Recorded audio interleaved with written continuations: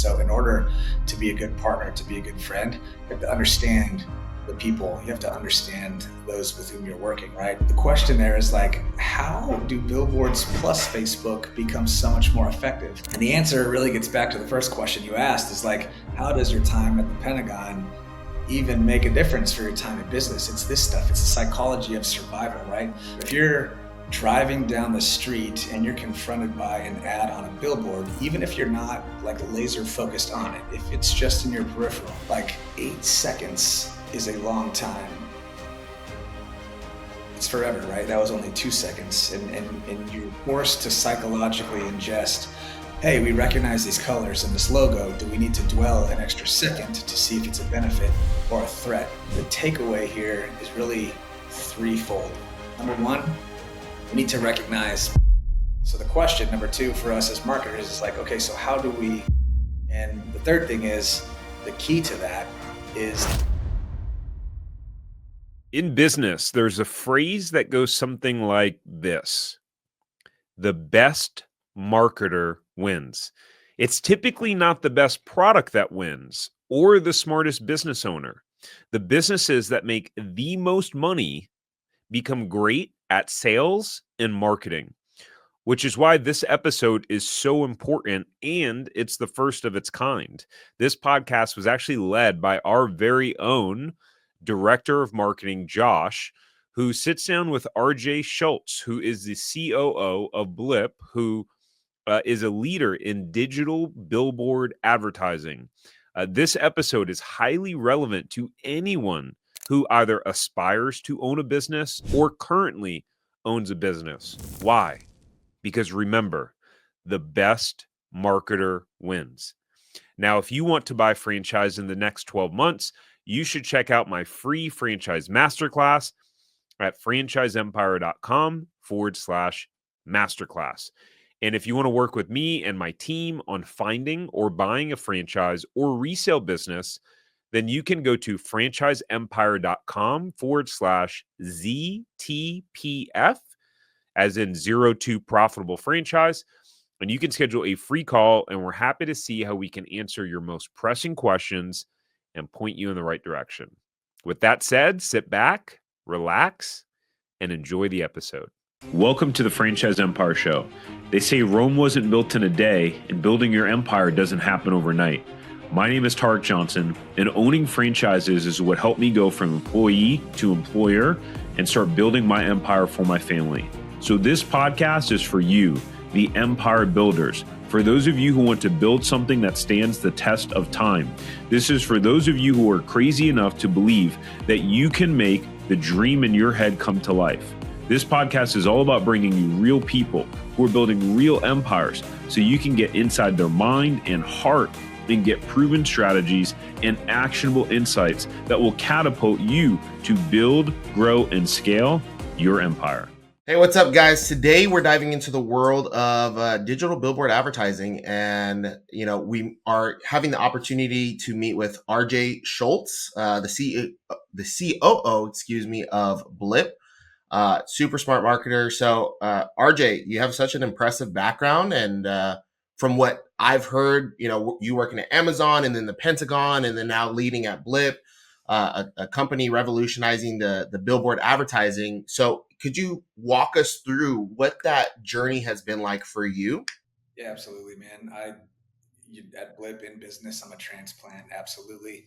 I never expected to be leading business in commercial enterprise like this at all. It all started in the government, military, and I ended up here, man. So it has been a different but wild ride, and I think that a lot of those lessons from the Department of Defense have helped me in marketing, because when it all comes down to it in business, it is, marketing is creating demand, and you can't create demand unless you understand for whom you're trying to create the demand.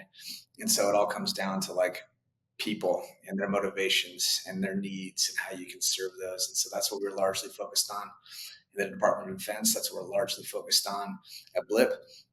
And that's what we're all largely focused on in any business path, especially in franchise. So that's In a nutshell, happy to go deeper into any of that if we want to. Yeah, for sure. I mean, you said something interesting. The lessons that you learned from the Department of Defense. That it was the DIA, right? I was part of it. Yeah, a couple of years there. For those who aren't familiar, what is that? What does that acronym stand for? Defense Intelligence Agency. Mm. Can you tell us like what exactly? And you kind of touched on it a little bit, right? The needs of the people. Can you tell us more specifically and applicably how you're kind of taking that experience and bringing it over to Blip? Yeah, so the Defense Intelligence Agency is focused largely on just making sure that we are in good standing and have good relationships with other countries, and the DIA focuses on the military aspect of the relationships with other countries. And so, in order to be a good partner, to be a good friend, you have to understand the people. You have to understand those with whom you're working, right? And the same in business. And that's really the applicable portion. Is like we need to understand who we're talking to, who we're marketing to, who we're trying to build a product or sell a product, build a product for, or sell a product to. Nice, awesome. And so from that aspect, right, with your time there, what kind of got you from all right government agency to advertising agency? Like, how was that transition? How did that even happen? It was actually like there's the impetus was one experience with my 3-year-old son. He's 3 years old at the time. So I was gone a lot with the government. And one time I was home and we were playing with cars on the floor, like moving cars across the floor. And he's like, Dad, this is fun. And I'm like, yeah, buddy, I think so too. This is fun. And he's like, next time I want to do it at your house. And I was like, oh my gosh, he doesn't even think I live here. Yeah, and like that's kind of funny, blah blah. But man, that kept me up at night. And I was like, "Are you serious? What if that's what a 3-year-old has noticed about my professional path? Like, what does that look like at 10 years old and 15 years old and 20 years old and even beyond? Nothing that accomplished professionally is going to be worth a relationship like that with my kid." And so it was like almost quite literally right then I decided to resign. Well, not really resign, but go inactive and then pursue business. And at that point, man, I was fish out of water. I could not even, I was Googling like, what's next? I was talking to people who had gotten out of this line of work. What did you do next? Having lunches and phone calls. And I decided on business school. And so I started to pursue business school. We were in the DC area. I loved Duke, so I applied to Duke and I went there. And once I got there, I realized, oh my gosh, I am I am the lowest common denominator in this class. You know what I mean? There are people that have been shooting for this their entire lives. I literally cannot even spell entrepreneurship. Don't know if the E or the U comes first. Probably still don't, honestly. But I was like fish out of water, man. Nothing that I had done or could talk about had anything to do with the stuff we were learning. And so it was like drinking from a fire hose there for the first couple of months. But that was really the change, man. I noticed that I needed to do something different as a father. And like the business school route seemed like the path that would provide that something different for me in the best way. Oh well, that's awesome. That's awesome. Crazy. That's a crazy story, a pivotal moment. And a lot of people would miss that, right? That sign. It's like you gotta start taking that step towards more family oriented approach to the career, to your life. So that's awesome. Yeah, it boomed in my head. And then our second daughter, a couple of years later, this is my mic drop moment to know that I had completed the change. She was in preschool and they had like a show and tell day. And so they were like, either bring your favorite thing or tell us your favorite thing. And so kids were up there like, my name's Jimmy. This is my favorite dinosaur. My name's whatever. And my daughter gets up there and she grabs the microphone. She's like 3.5 years old. She's like, my name is Chambry. And my favorite thing is that my daddy loves me. And then just pass the mic on. And I'm like, I've made it. I've done it. Transformation complete. That's awesome. That's how you know. Yeah, a lot of our listeners are family oriented as well, and I mean they're high performing professionals that they get taken away from the home a lot, and so I know for a lot of the listeners that's going to be really inspiring, and for a lot of you out there that have had that moment and didn't recognize it at that point, I think this is your calling card right now to be able to make the change, which is awesome.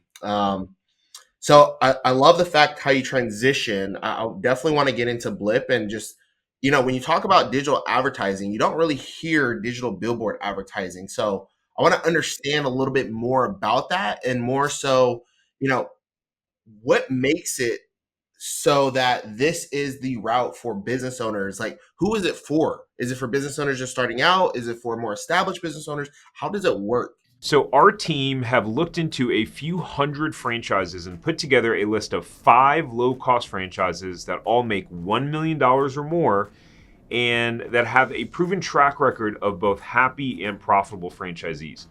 So if you have a net worth of at least $150,000 and you want to see if the territory that you want is still available for any of these franchises, then you can go to franchiseempire.com/check territory.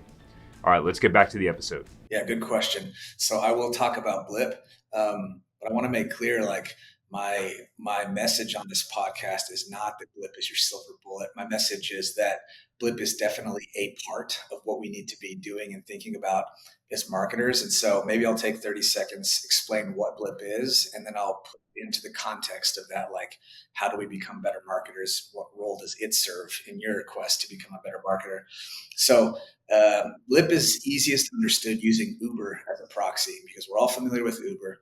Uber is a piece of technology that sits in a two-sided marketplace. It sits between car owners and car riders. And Uber does not own cars and Uber does not ride cars. They just connect the two through an open exchange. They are the tech algorithm that does that. Blip is exactly the same, sitting between board owners, sign owners, billboards, car toppers, wallscapes, whatever, and then advertisers. And Blip does not own billboards and Blip does not advertise. We just connect the two through an open exchange. And so just like you can go to Uber to get a $15 ride home from the airport, you can come to Blip and, instead of a $50,000 car, you can come to Blip to send your ad to, say, Times Square for a week or a month, without having to go under a multi-year, multi-million-dollar contract. And so it places the control of our out-of-home marketing spend, like, right on our desk as marketers. And so that's why Blip was born. That is what we do in a nutshell. And here's how it fits into, like, the greater scheme of what we're trying to accomplish as marketers, right? So I think that the takeaway here is really threefold.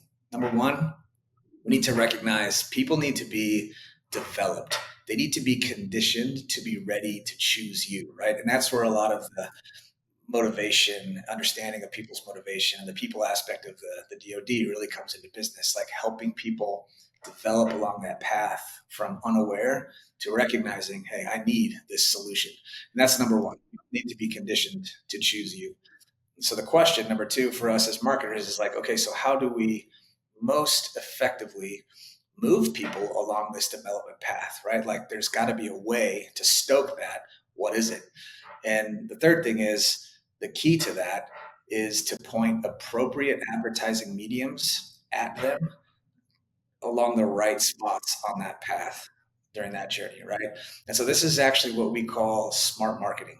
It is the most efficient and the most effective way to condition your audience and get qualified impressions, right? It centers on this concept of qualified impressions, which I'm happy to talk about, and it's backed by, the practice of Google's 7, 11, and 4. Have you heard of that? It's like a year and a half old, but it's an evolution of what we heard in school, which is like, people need to see you 7 times before they're ready to buy.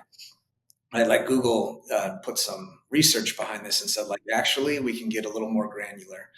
People need to have consumed 7 hours of your content, or 7 hours of their mind share has to be spent on you and your brand. There need to be 11 interactions, whether that's reading or skimming a blog, opening an email, looking at an ad, something like that. And then those things have to happen across 4 different channels. And once that 7, 11, and 4 thing, is at play, people are psychologically and emotionally developing toward being ready to choose you. And so that's what we center our entire marketing strategy on, is just making those meaningful touch points. So if that's the overarching message, that people need to be conditioned, the question for us as marketers on how do we do that most effectively? And then the answer is pointing appropriate different advertising mediums at them at appropriate different times along the user journey. Here's how Blip fits into that, right? So when we think about smart marketing, taking someone from zero to hero, how do we do that most cost effectively? Right now, we buy a franchise. Maybe we have 2 or 3 locations, and we're like, okay, my franchisor has stipulated that I have to spend X amount of dollars on my grand opening, and so I'm going to start there. I don't know what's going to happen after that, but they've told me I have to do that, and I also know that they're taking a percentage of my sales to do whatever they're going to do with it, and on the marketing front, hopefully that's going to help me. But what do I do like on my own? How can I further foot traffic? How can I further sales? How can I further awareness? And that's where this concept of smart marketing comes in. So think about a person who does not know your brand. Are you going to spend, or should we spend, the $14 to $18 CPM on, say, Meta to start getting in those 7 hours of content, those 7 impressions? The answer is no, because that's ineffective. You're sending them ads one to one. They don't even know who you are, and you're paying a lot for it, right? So the concept of smart marketing, this is where Blip or digital billboards come in. The first, 0, 1, 2, 3 impressions, billboards are a perfect medium for that. And remember, the whole concept of smart marketing, to be cost effective on this development path, is to point appropriate mediums at them at the right time. So before they know who you are and have an emotional connection, the most cost effective thing to do is point them to the sky, right? Put your name up on a billboard because it's authoritative, because it's really one to one. On Facebook Meta, you have to deal with having your ads served to bots and then paying for that. But bots don't see billboards, right? Every time you get an impression, it's a human set of eyes, which is great. So it's trustworthy. It is authoritative. People see a billboard and they don't suspect, like, anyone can get on that board. No way. It's like, wow, they must be legit if they're up there, right? And so then when you move beyond the second, third, fourth impression, we recommend you continue the billboards, but then layer on top of that the stuff you're doing at home. This is your content, your socials, your blog, your thought leadership, whatever it may be. But those two things together start to become exponentially more effective. One of my favorite studies was done by OAAA.org. That's the Out of Home Advertising Association of America, OAAA.org. In fact, for franchisees out there, especially in the QSR space, in the food space, OAAA.org has a case study section where you can go in and just filter by industry, so food and beverage or automotive or whatever, and then filter also by target or goal. Am I trying to increase sales? Am I trying to increase foot traffic? And they've got tons of PDF case studies for you to consume that really give us good ideas about how we can spend our marketing dollars. But anyway, one of my favorite that they published was about McDonald's. McDonald's launched a menu item in 5 cities, and in all 5 of those cities, they did 6 weeks of Facebook campaigns. And in 4 of the 5 cities, they layered out-of-home billboards on top of the Facebook for the same 6 weeks. And those 4 cities outperformed the control city that only had Facebook by 729%. And it's like, that's an astounding win to outperform sales 729%. And so the question there is like, how do billboards plus Facebook become so much more effective? And the answer really gets back to the first question you asked, is like, how does your time at the Pentagon even make a difference for your time in business? It's this stuff. It's the psychology of survival, right? You think about being sold an ad or served an ad on your phone. Maybe you're scrolling social media, you're reading the news, you're playing chess, you're on the toilet, whatever you do with your phone. You're not in shop mode, right? So you swipe that thing away as quickly as you can.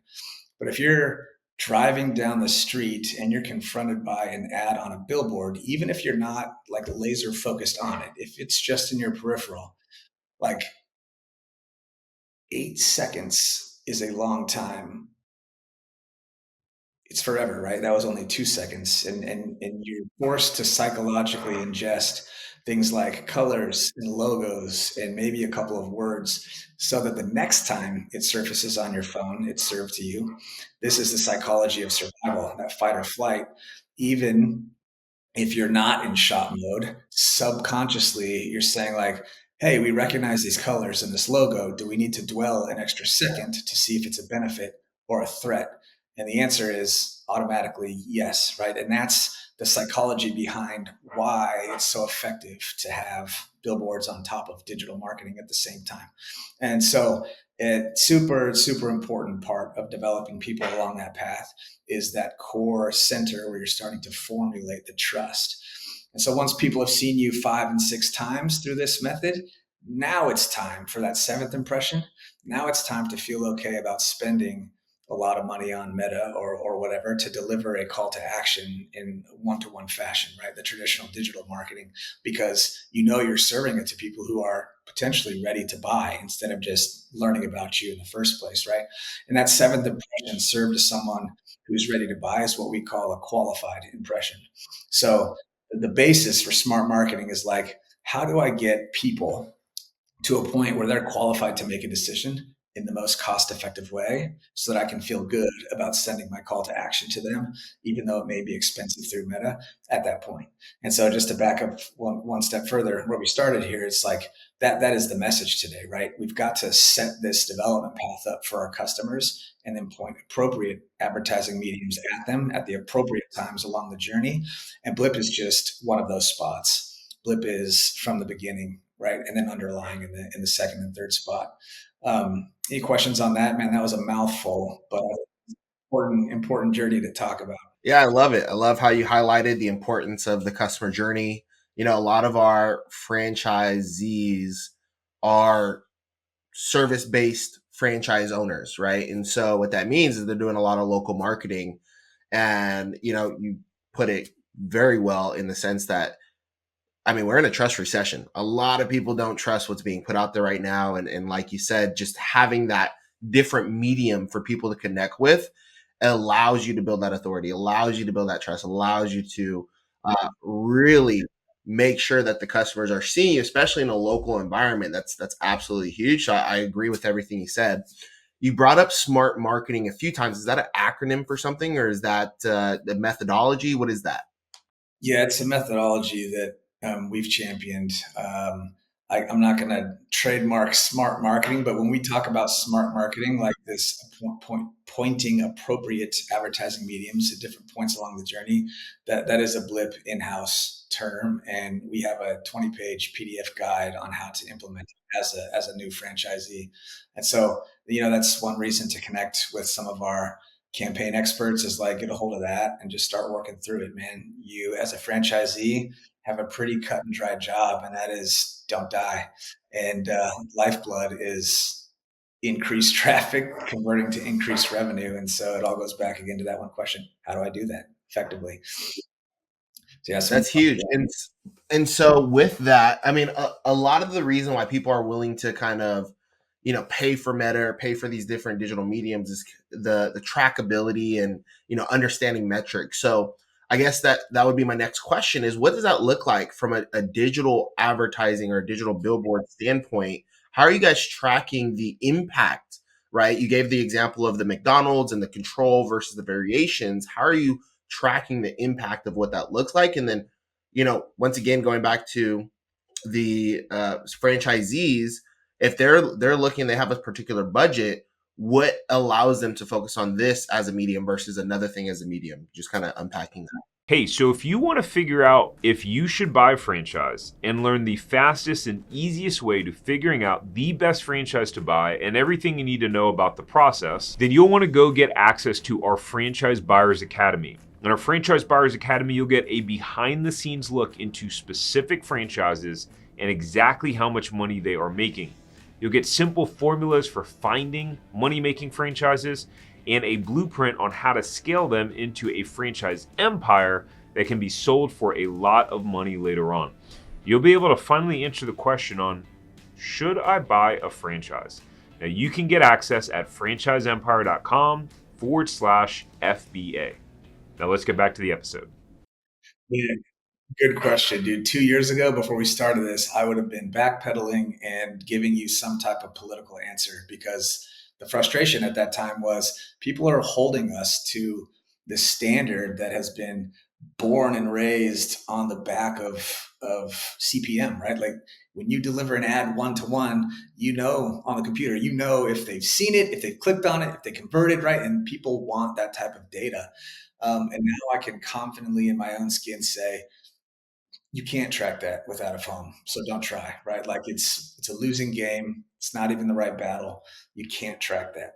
And so while that's true, that's not good enough because remove myself from blip and put myself in the business owner seat um, or a marketer seat that's in charge of a budget and in charge of production and metrics. Like I can't just accept that I can't do that, right? So what we did was created a metric we call QI, qualified impressions. So because a billboard can't say specifically this person at this time saw it, drove by it, searched it on their phone, and then came in and purchased, we tried to find a metric that was appropriate for the medium.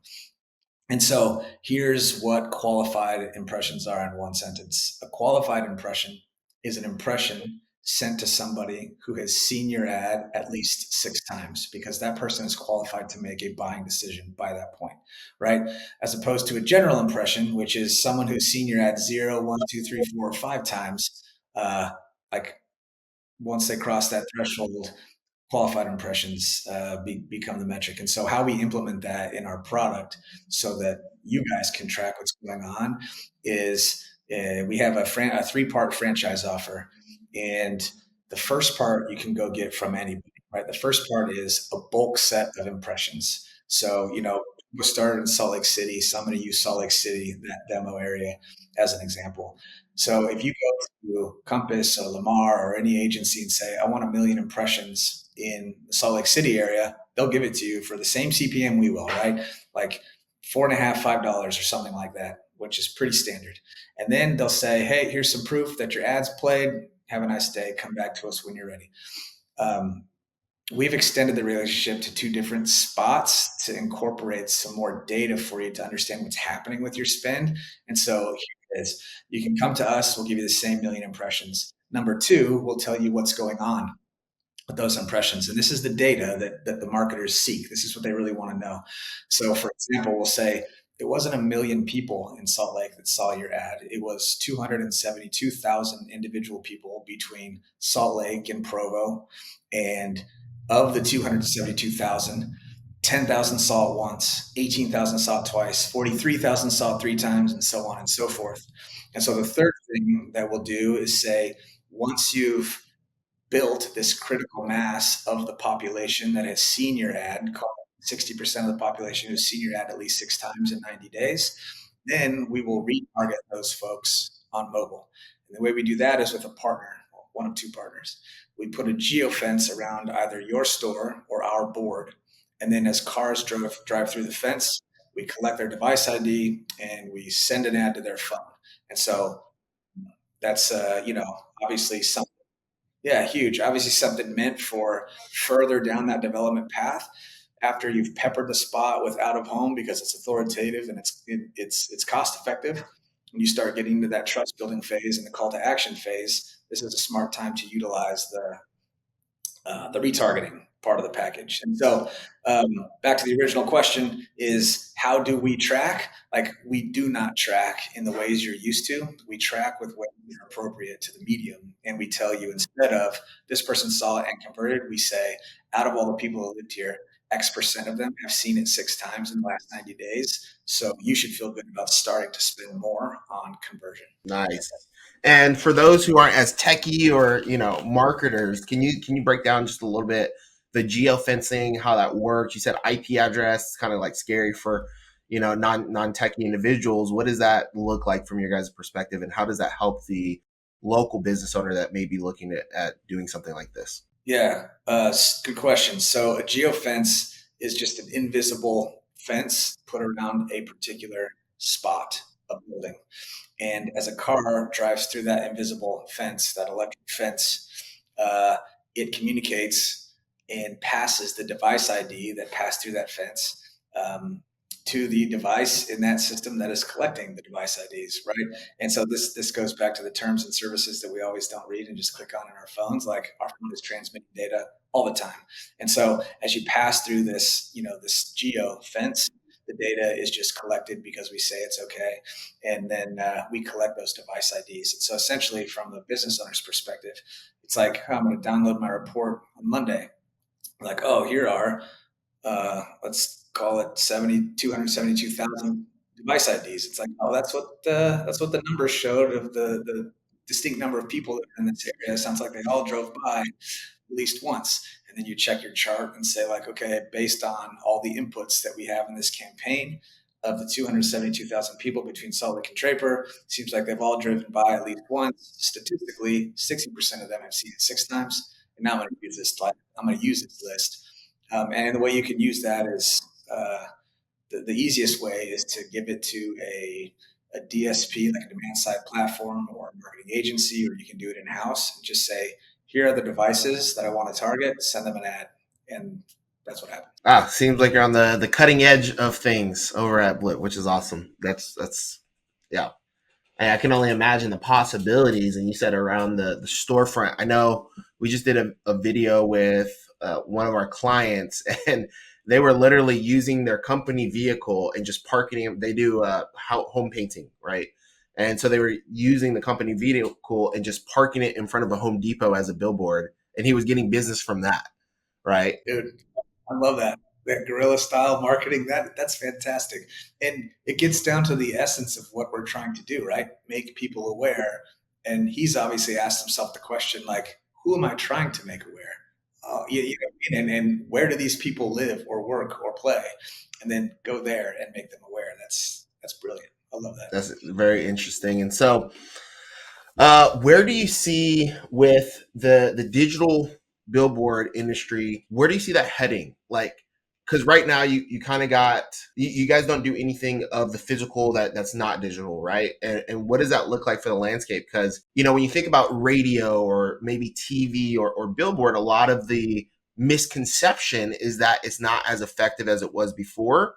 And so how do you see that industry being stacked with like the Meta ads, the Instagram ads, the YouTube ads, etc.? Yeah, really good question, man. I love talking about the what ifs here. So let me gather 2 or 3 thoughts and hope to string these together in such a way that is intriguing.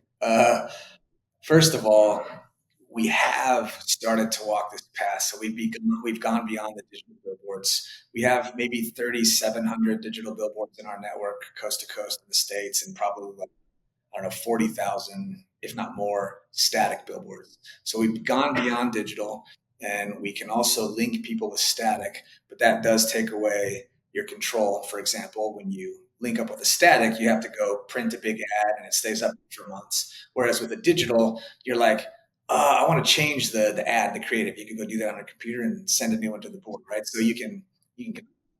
So we have moved down that way a little bit. Here's what's really interesting, because you mentioned how does it change and compared to Meta and all that. Here's what's interesting to me. The billboard industry last year worldwide was $42 billion. This is just large format billboard. $42 billion. 10 of that was spent in the United States. Okay. And, put a placeholder there for a second and then go to the Meta, the Facebook, the Google, the Google Meta side of things, digital marketing. Half of their revenues were reported to come from SMBs, from small and medium-sized businesses, which we all are, right? Franchise owners, SMBs. That $42 billion out-of-home number does not include SMBs. Why? Because billboards traditionally require long contracts and a lot of money, and SMBs don't have that to spend. They don't have the runway to just like, all right, I'm going to commit to you for multiple years, millions of dollars here, or tens of thousands of dollars, depending on where you are.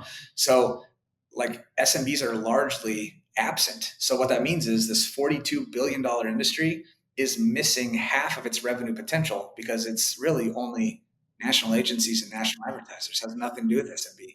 And I say potentially 50% because that's what Meta and Google reported. Half of their revenues came from SMB. So if they were able to obtain half of their revenue from this group, why couldn't large format if we're all trying to do the same thing, right? So where could this industry go? This industry could go, it could double because it could do what it can, what we're doing at Blip, to bring SMBs to the table for the first time. Beyond that, and I'll skip a couple data points just to get to this, I love to think about like, what could that look like? what could this scheduling algorithm that Uber and the Airbnb and that Blip use look like for our benefit as marketers? And I think about a world in which, the following might be true. Just imagine you are watching Netflix, and because you're an Amazon Prime member, we know, or they know I say we, haven't worked there in a number of years, but they know everything about you. And here you are watching a show on Netflix, and Netflix, because they are a content creator in and of themselves, right?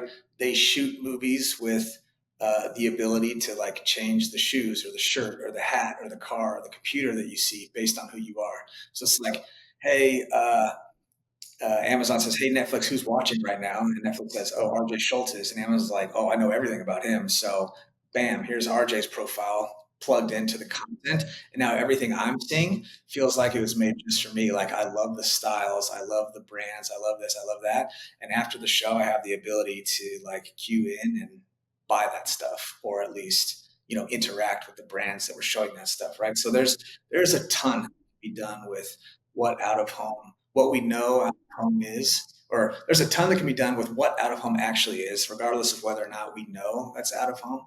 But the technology is starting to prop it up and propagate it can be used in so many different ways, especially considering the diverse ways that we can and do interact with brands. Solid. I love how you brought up the content creator because, being on a billboard is more limiting than, let's say, Meta ads or YouTube ads, where you get a video, you get headline, you get a big wall of 2,232 characters to get across your message. What I want to dive into is what, from your perspective and all the data points that you guys have, what makes an eye-catching ad? What makes it to where people do want to take action or inspired to take action? And what are kind of some of the elements that business owners need to be looking at when they're potentially looking at creating an ad, especially with the minimal amount of actual creative that you can put into the ad? Oh man, great question. The one word answer is simplicity. Like you've got to be simple. All right. We see ads. So on the platform, you guys create your own ads, or we can create them for you, whatever.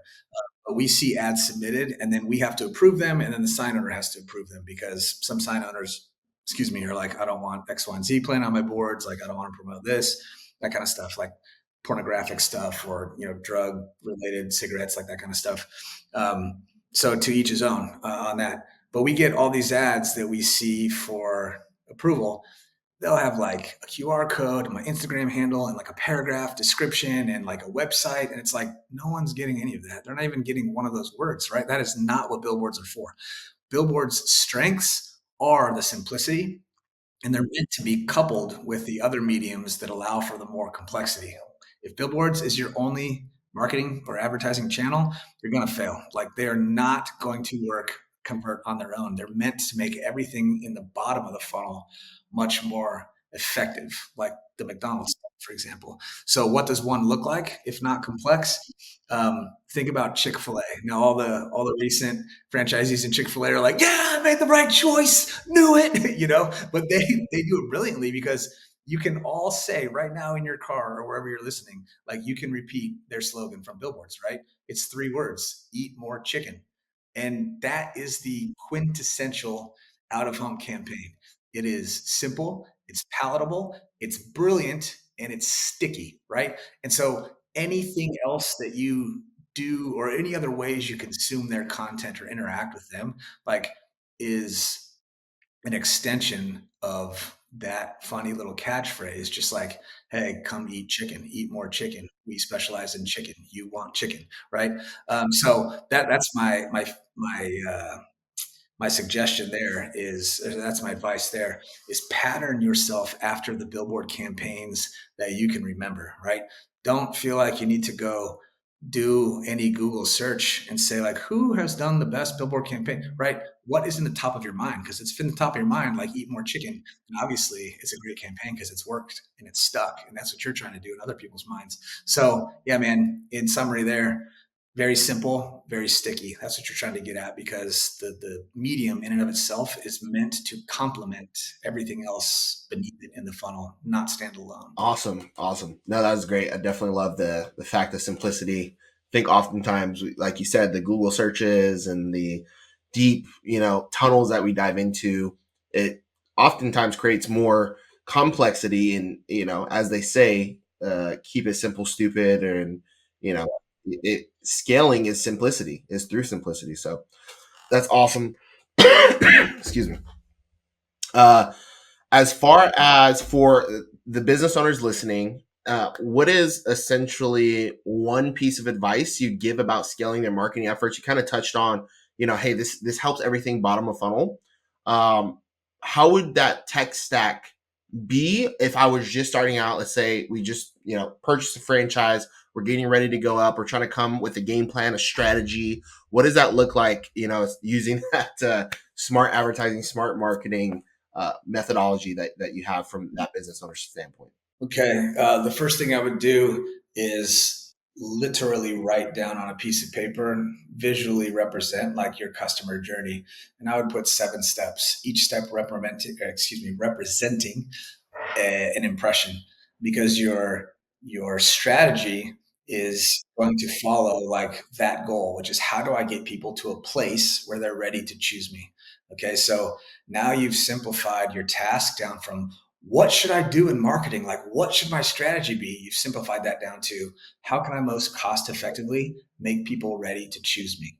So that's what I would do to start. Simplify things for your own task, and then start playing around with, okay, what advertising mediums do I have access to? What do they cost? What's their purpose? What's their normal, their expected efficacy, and how can I stack them or layer them to be most effective? And that's going to be a plug and play. That's going to be a hypothesis testing game for a couple of months. You've got to find out what works for you, your area, your people, your product.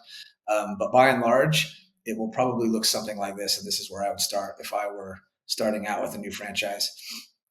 I would take that 7-step roadmap that I'm trying to populate, I'm trying to make most effective, and I would start with out of home billboards, car toppers, wallscapes, depending on where you live. Like, start with out of home because it's accessible, it's reliable, it's efficient, and it's authoritative.